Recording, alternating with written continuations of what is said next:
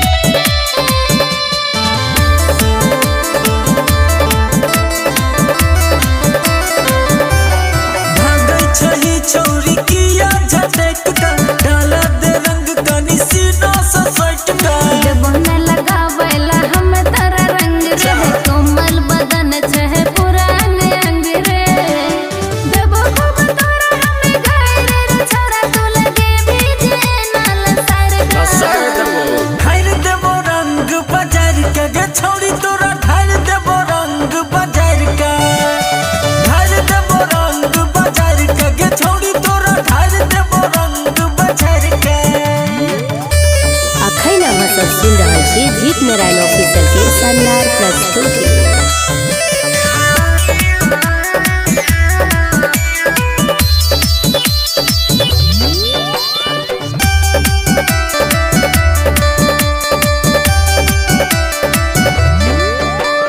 चढ़ल जवानी छो फायदा उठा ले, कनी हम लगाबै छियो तू हो लगा ले। तोरा पर न छो हमरा कोनो भरोसा, लेके तू एलसी पिचकारी अनोखा।